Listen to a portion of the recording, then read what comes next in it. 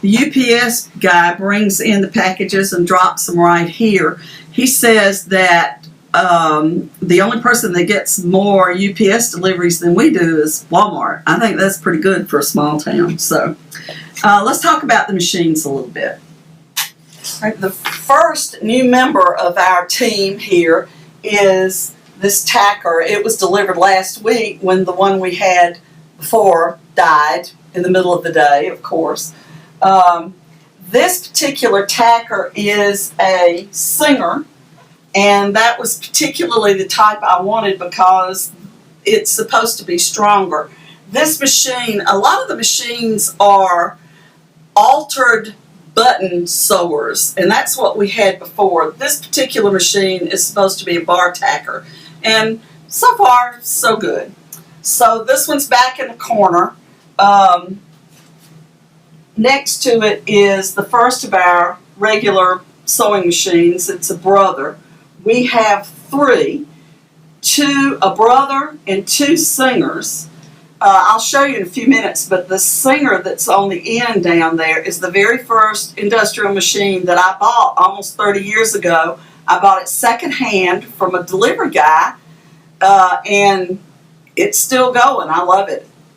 This is my Serger. It's a 4-thread Serger from Brother, which was a great investment. We use it a lot. And this is our little portable blind hammer. Now, some of you may not know, but I am a big Dufix user, and we use Dufix for our hems more than we do the blind hammer, but we find that we really have to have one just in case we might need it for something else. So this little portable one, I think it cost me $500, has been perfect for that. We pull it out when we need it and we put it away when we don't. These stands also have been a godsend to us, but it's made out of PVC pipe. And we have several of these sitting around. You'll see them as we go back about the room, but they're used to hang lining and interlining after it's cut, to hang panels before they're folded and put in plastic. And by the way, everything that comes out of this workroom is put in plastic and tied up because we don't know what's going to happen to it when it leaves here, and we're afraid that if it gets soiled or something, the blame could come back on us. So we're really, really careful to make sure that everything is tied up. And then we also have these stands. Scott Robbins sells something similar. I don't think the fellow that did these is around anymore, but they're metal stands that extend up.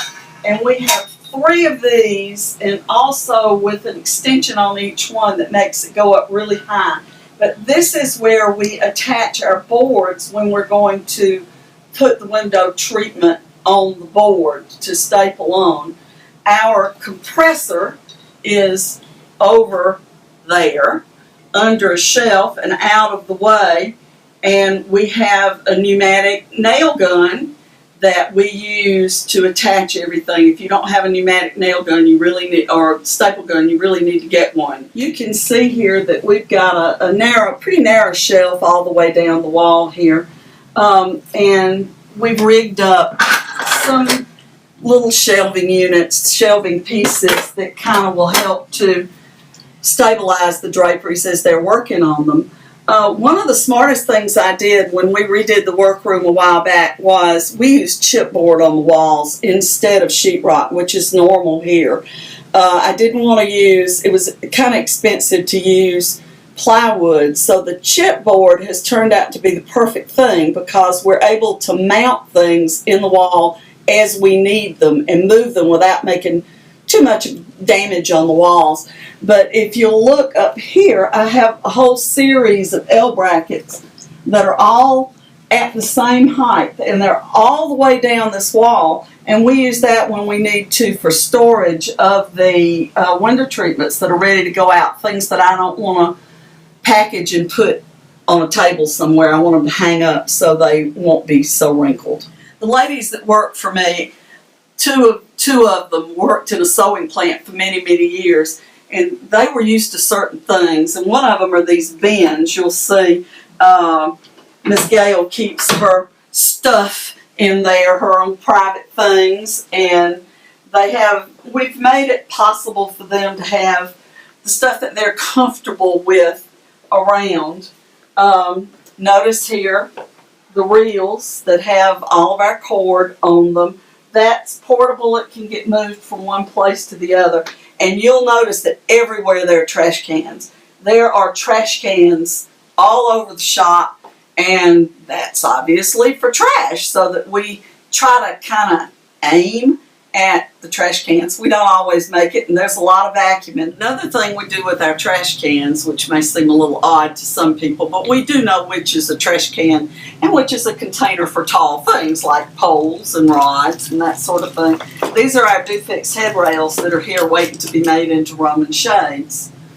Another smart thing that we did when we redid the workroom is this wall is covered with Seal-Tex instead of the chipboard, and that's a pinning surface usually used for soft ceilings, but on this particular pinning surface we have a grid that Janelle and I have been working on for a while from Adaptive Textiles to be able to work on things that need to be done vertically, like droop draperies, swags. When you're doing a huge swag that's 120 inches wide or something that's on an arch, you need to have a place to mount your template. And this is the perfect space for the templates. Shades and top treatments are worked on this table. Notice that we have the rulers down the side. I don't have a gridded table. I just never have used one. We do things a little differently from other people, and we have a lot of rulers, but we love the table as is. And notice the do-fix track hanging over. There are two do-fix irons at one end of each of our larger tables. The other one I'll show you in a minute. But the iron hangs suspended, obviously, above the table with the do-fix. I don't know how we get along without them. I think the ladies would probably quit if I took away their do-fix irons. We use them every day. There are two because it enables two people to be able to work at the same time. This is the drapery table. It's longer, so most of the draperies are made here. And it also has a do-fix track. I want you to notice that the hose of the do-fix is held up with bungee cords here. That's because the hose, we need to get all of the length we can out of that hose. So this drops the hose down. Instead of taking it all the way back up to the track, it drops it down where we can get more length from that hose. Again, we have one on either side of the table, and the draperies are done here. Over there, on the other side of the table, is a lower table. It's used for making patterns. Years ago, I used to use this grid, but we used mostly vellum, which was used in the granite industry here in Elberton to do something in the granite monument production. I'm not sure what. It has something to do with the templates for the sandblasting, I think. But it has gotten expensive over the years, so now we use the alphanumeric paper that we get in large rolls, and I pull that paper up over the table, so the grid isn't so important anymore. But I use this because I need to be able to get up over the table with my drawing instruments so that I can draft a pattern here. This is a project that I was given, and the shape of it is a little bit different. It's 94 inches wide. So what we did is I pulled the paper up onto the table, folded it in half, and because it had 5 sections that all needed to be exactly alike, the first thing I drew was this curve going into this first curve section in the center. And then by folding it in half, in quarters, I was able to match that exact curve all the way into the end. You'll notice that I've marked my short point and my long point. You can tell here there's a long point there, and then this goes down a little further on the outside edge, so that's the long point. Careful to leave my 5.5-inch returns on here. What we've learned over the years is you're better not to draw the seam allowances at all. They're so much easier to just cut in when you're cutting the pattern than it is to try to draw them in. So what we're going to do with this now, because the picture that I was given was a very stiff looking, almost cornice-like. We think it's a soft cornice.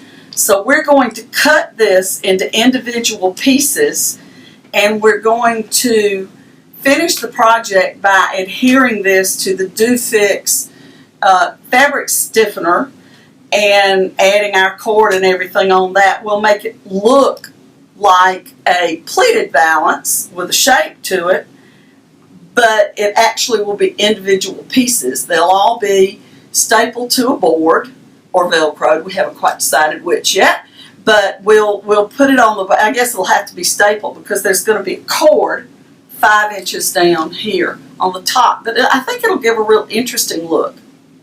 On this side of the room, we have storage for things like button forms, grommets, the grommet presses, and our place where we keep the Do Fix here and tapes.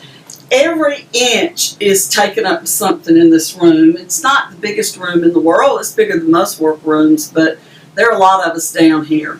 Over here we've got our lining excesses. We try to keep everything labeled if it's a long piece so that we can go back and find what we need. Hook and loop tape, everything you need. Screws, eyelets, tools are all in here. Here's another piece of equipment I don't know how I ever lived without. This is a fabric inspection machine, but it's also a measuring machine. There is a computer in here that you can program into the length of fabric that you wish to cut, and then when you flip the button, it will measure off that much and you can cut it off. We keep lining and interlining on it all the time because most of our fabric is pattern and it's cut to pattern, so it's harder to do on a machine. We cut our face fabrics by hand, but still this machine saves us so much time in cutting the lining and the interlining. And anybody can do it. It's real easy to figure out. This little area used to be a bar or a kitchen in years past when my children used this as a playroom.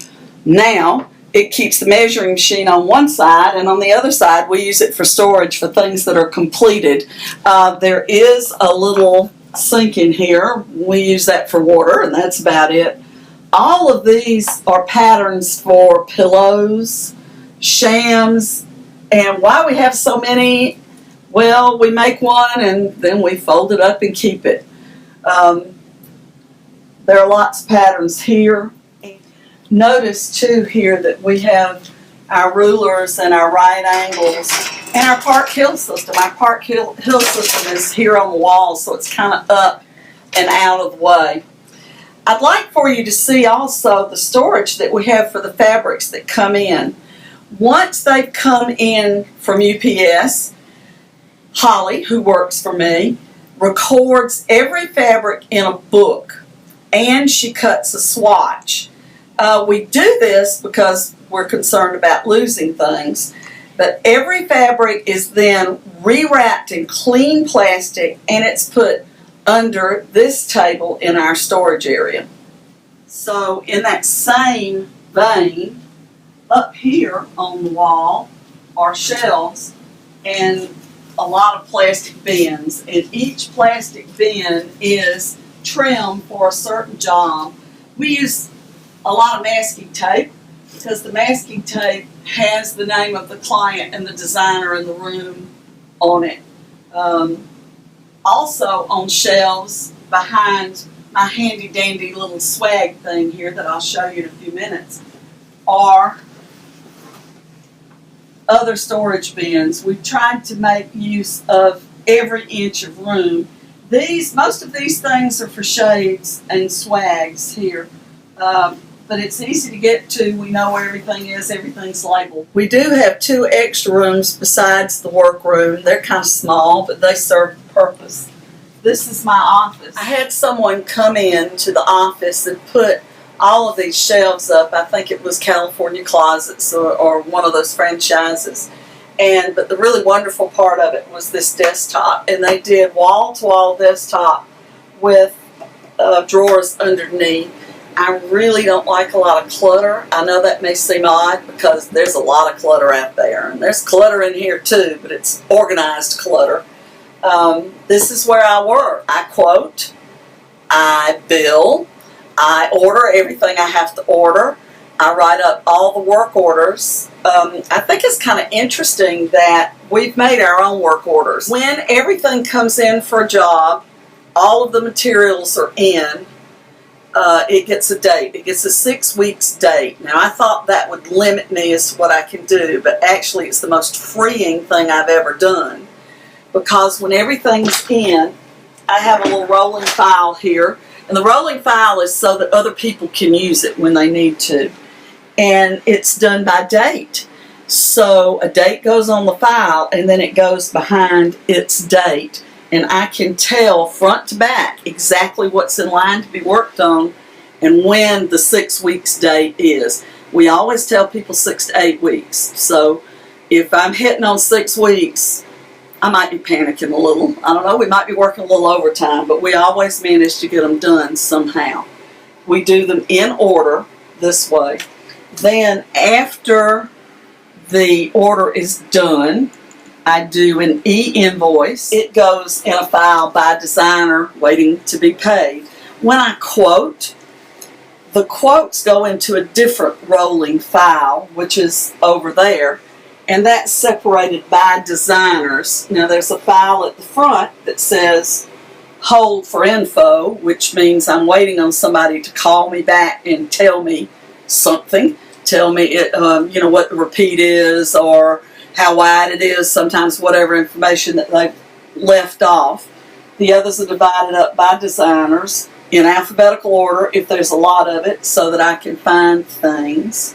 Since I have a travel schedule, and that involves a lot of planning on my part with airplanes and shuttles and what have you, I keep a little file here for wherever I'm going next and for future travels so that I can keep everything in one place. So when it's 2 days ahead of time, I can find my airplane ticket and my shuttle ticket and my numbers so I won't be late. These are things I'm in the process of working on here. So when you set up your home office, I learned the hard way. You have to really make sure that everything is at hand. You want to make sure that all of the things that you're going to use are where you can get your hands on them. And another thing I learned too is I have a view outside my window. This is my lifeline of what's outside. I keep it with plants and flowers. I watch the birds. I watch the chipmunks and the squirrels, which sometimes I'd like to shoot. We've had snakes, we've had deer, we've had all sorts of stuff outside that window. I enjoy that very much. It's a lifeline for me. So remember that when you're setting up your office. Also, this printer is a printer, copier, fax machine. If I'm going to be using it a lot, I can swing this out where I can sit in my desk and I don't have to get up. And it sounds like such a simple thing, but if you'll put things where you don't have to get up for them, it'll make life so much easier for you. This is our storage room. In here we keep things that we're going to be working on besides fabrics. Things like pillows, pillow forms, foam for cushions, and oftentimes we have a large supply of pillows being ready to be worked on, I kind of have gotten over ordering in bulk. I order what I need when I need them, so that I won't have a big supply like this. All of these pillow forms, oh my gosh, there must be 30 or 40 here, actually orders that we have to make up pretty soon. I do, however, buy foam before I need it, because there is a supplier from Atlanta that brings a truck here once a month. So I try to anticipate what I may need for that month. And there's certain things that I keep 3-inch, 4-inch slabs and 1-inch slabs so that it'll be here when I need it, because it's so expensive to ship here. Because I'm in the basement, I'm so conscious of it being musty and mustiness getting in the fabrics or the supplies, that we keep this dehumidifier going all the time. We also ship, so I have boxes that I have bought from Uline, which are here waiting to be used. A little secret is, I have a storage building also that's full of boxes and Dacron and all that sort of stuff that I pay about $60 a month for. I also keep all my samples in there for my classes that I've held over the years. You can't see it, but behind here are installation supplies, hardware, brackets, poles, screws, traverse rods, whatever I've collected over the last 30 years. This is where Holly checks in fabrics and does the shipping and keeps up with her goods in here. That about wraps it up with what goes on inside.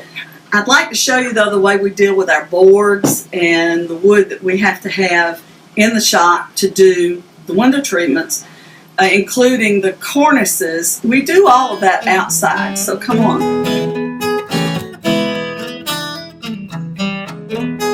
I made the decision to not bring saws and things into the shop because I didn't want to deal with, one, the smell of it, and two, the sawdust, which this looks pretty good because we cleaned up because we knew you were coming.